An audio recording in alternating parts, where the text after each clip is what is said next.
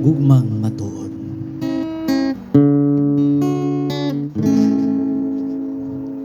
May gugma pa bang ulabaw sa gugma sa atong Ginoo?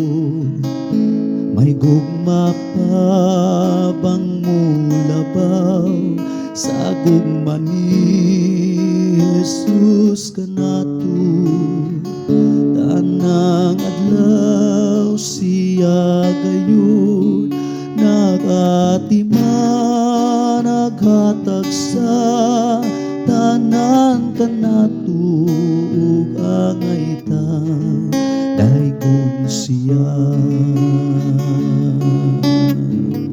Gugmang matuod, mapailupon, mapu ang urong, di masinahon, di pagawal, ug dili bastos, ug ang gugma maantigo, mutuog mulaon, ug ang gugma maantigo, gayon mo antos, ug ang gugma way pagkatapos, mulong tarhangtod sa kahangturan. Gugma ni Kristo awaton ta, sundon ta siya.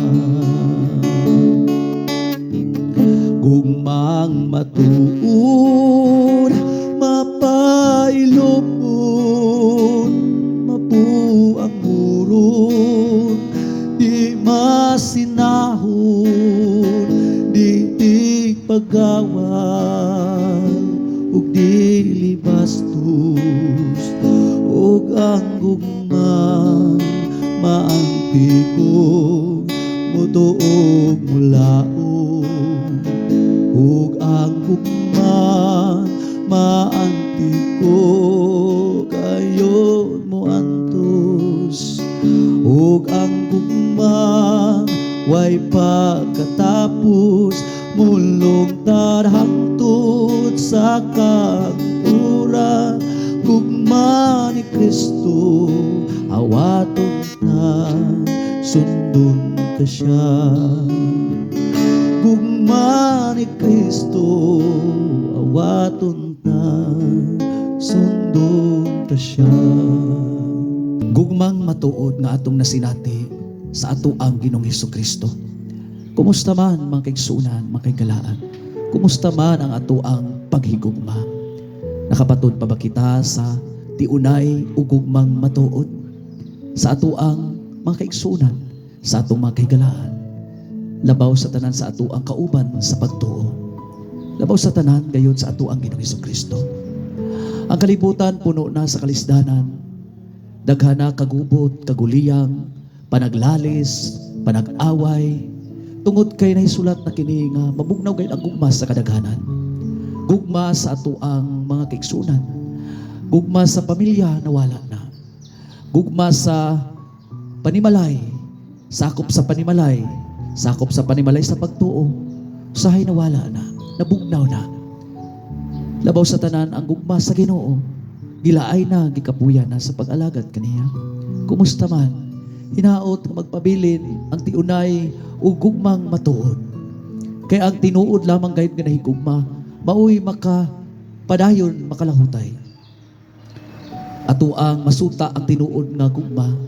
Panahon sa adunay mga tao nga dili na takos ug angayan higugmaon, padayon gyapon nato tagaan og pagtagad, maayo atong relasyon ug maayo gyapon ang ato ang buhaton ngadto kanila. Padayon gyapon ato higugmaon ang mga tao nga di na unta takos ug angayan higugmaon.